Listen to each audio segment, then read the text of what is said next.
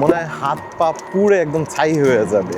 রোদের তাপ যেখানে পড়ে সেখানেই একদম মনে হয় যে আপনার, এক কথায় বলতে গেলে মনে হয় যে জায়গাটা একদম এইমাত্র আগুনে পুড়ে গেছে, এতটাই গরম। এখানে ওয়েদার যে দুইটা ওয়েদারেই আছে সিজনের সময়, একটা হলো গরমের ওয়েদার আর একটা হলো শীতের সময়ের ওয়েদারটা। তো এই দুইটাই আসলে মেন ঋতু এখানে, অন্য কোনো থার্ড আর কোনো ঋতু আসলে দেখতে পাচ্ছি না। ইটালিতে ধরতে গেলে এই দুইটা ওয়েদারই আছে, একটা হলো শীতের ওয়েদার আর একটা হলো গরমের। তো এখন বর্তমানে গরমের সময় চলতেছে, শান্তি নেই কোনো একটা ওয়েদারের সময়। যখন আপনার শীতের দিন থাকে তখন এত পরিমাণ ঠান্ডা পড়ে যা আপনার বাহিরে গেলে সবসময় এতটা কম্বল, মানে নিজের শরীরের সাথে মনে হয় কম্বল নিয়ে চলতে হয়, যেমন একটা জ্যাকেট পরলে ওটা এনাফ না, একসাথে 3টা 4টা 5টা পড়তে হয়।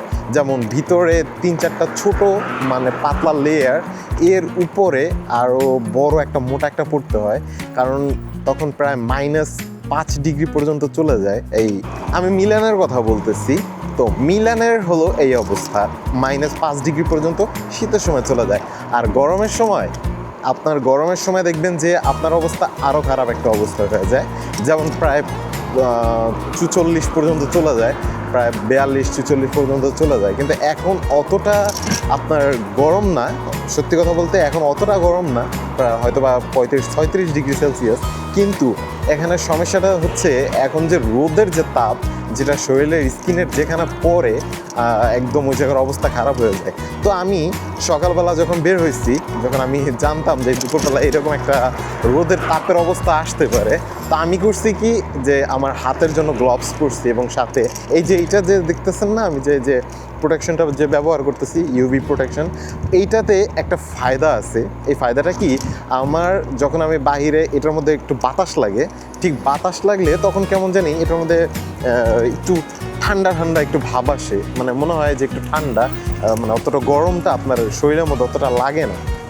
এরকম ধরনের যে অ্যাক্সেসরিজগুলো আছে যখন গরমের দিনে আসে তখন কিছু কিনি, এবং আমার আরও কিছু অ্যাক্সেসরিজ আছে, যেমন আমি এইসব যখন গরমের দিন চলে আসে ঠিক তখন কিছু কিছু অ্যাক্সেসরিজ ব্যবহার করি।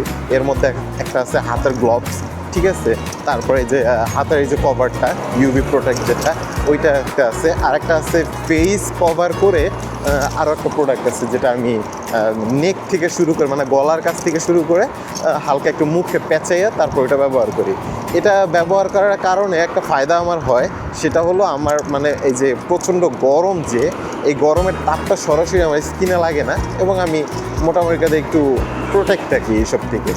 তো এইটা মেন উদ্দেশ্য হলো ভিডিওর এইটা, যে আসলে ইটালিতে যখন শীতের দিন আসে তখন এতটাই শীত আসে যা তখন মানে আপনার একদম 4-5টা এই মোটা হয়ে যাওয়া লাগে। একটা কম্বল হয় না, মানে তার থেকেও বেশি কিছু আপনার শরীরের সাথে নিয়ে চলা লাগে। আর সেম ওই দ্বিতীয় সাইডটা, যেমন গরমের সময় যখন আসে তখন ওই একই কষ্ট আবার দ্বিতীয়বার, এতটাই গরমের তাপ লাগে স্কিনের মধ্যে যা পুইরা, মানে আর আমাদের বাংলাদেশি স্কিনের মধ্যে তো একটা সমস্যা আছেই, আমরা মনে করেন যতই হোক না হোক রোদে থাকতে পারি না, একটু সময় যদি রোদের মধ্যে থাকি তাহলে একদম পুরা কালা হয়ে যাওয়া লাগে, তাই না? পুরো ব্ল্যাক কালার চলে আসে স্কিনের মধ্যে। তো আমার ওই একই অবস্থা, খুবই সেন্সিটিভ এই ব্যাপারটাতে। তো রং করে গেল, আমার ওই একই অবস্থা, আমার স্কিনের মধ্যে যদি রোদ পড়ে না তাহলে মানে একদম কালো হয়ে যাওয়া লাগে। আমি আর শীতের দিন আসলে তখন একটু ফর্সা ভাব চলে আসে, এই হলো অবস্থা। তো যাই হোক, ছোট একটি ইনফরমেশন, যারা ইটালিতে ভবিষ্যতে আসবেন ওয়েদার সম্পর্কে একটু তো নলেজ আপনাদের রাখা লাগে। তো আমি এটাই বলে দিলাম যে এই হলো ইটালি ওয়েদারের অবস্থা। তো দেখা হচ্ছে নেক্সট ভিডিওতে। আজকের ভিডিও এতটুকুই, সাথে থাকুন এবং দেখতে থাকুন ইউরোপ পথ বাংলা।